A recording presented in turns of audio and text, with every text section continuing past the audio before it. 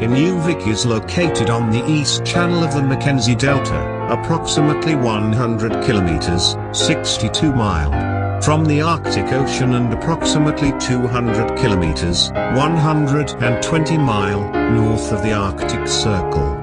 The tree line lies north of Inuvik, and the town is surrounded by boreal forest. Due to its northern location, Inuvik experiences an average of 56 days of continuous sunlight every summer and 30 days of polar night every winter.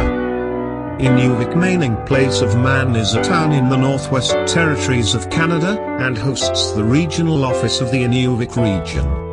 Inuvik is both a Gitchin and an Inuvialuit community. The community, like Aklavik, is located in both the Gitchin settlement region and the Inuvialuit settlement region. History. Inuvik was conceived in 1953 as a replacement administrative center for the hamlet of Aklavik on the west of the Mackenzie Delta, as the latter was prone to flooding and had no room for expansion. Initially called New Aklavik, it was renamed Inuvik in 1958. The school was built in 1959 and the hospital, government offices and staff residences in 1960, when people, including Inuvialuit, Gitchin, Dean, and Métis, began to live in the community. Naval Radio Station, NRS, Inuvik, later CFS Inuvik, callsign CFV, was commissioned on the 10th of September 1963 after operations had been successfully transferred from NRS Aklavik. Station CFV was part of the SUPRAD, Supplementary Radio, network of intercept and direction finding stations. CFS Inuvik closed on the 1st of April 1986 and the site was transferred to the Department of Transport for use as a telecommunications station. Nothing remains of CFS Inuvik today. The Navy operations base at the end of Navy Road was completely dismantled and removed. Inuvik achieved village status in 1967 and became a full town in 1979 with an elected mayor and council.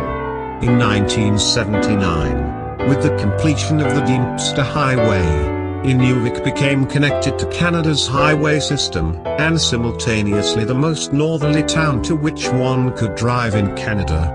While a winter-only ice road through the Mackenzie River Delta still connects Inuvik to Aklavik, southwest of Inuvik, the winter-only ice road running northeast to Tuktoyaktuk is no longer being built due to the opening of the Inuvik-Tuktoyaktuk Highway, ITH, which opened in November 2017, and which is open all year round.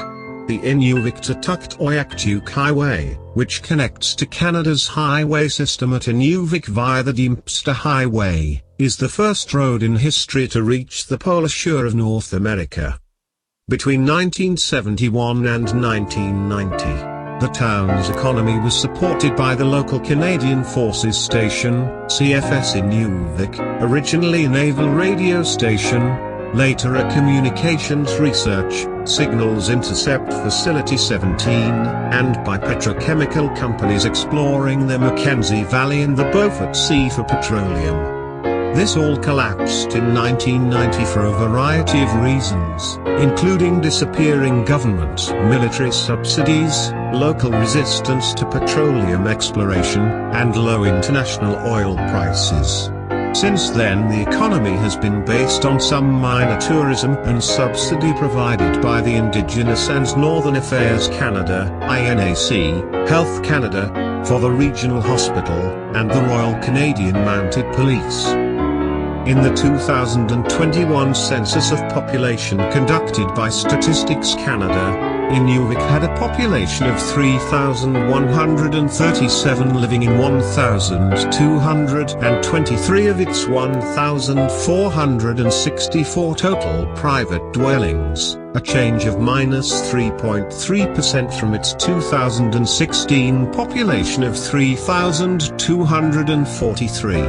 with a land area of 62.68 square kilometers, 24.20 square miles. It had a population density of 50.0/km2, 129.6 square mile, in 2021.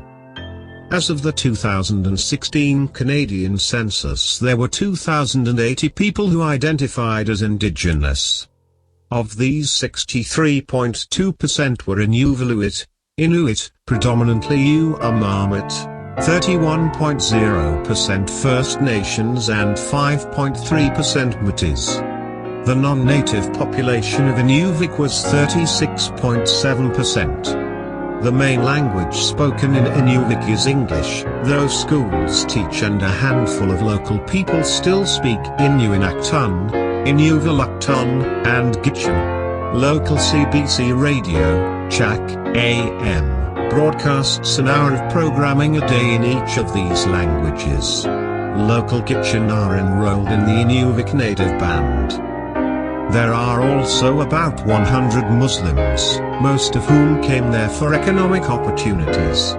A small mosque, dubbed Little Mosque on the Tundra in reference to the CBC show Little Mosque on the Prairie, was established in 2010.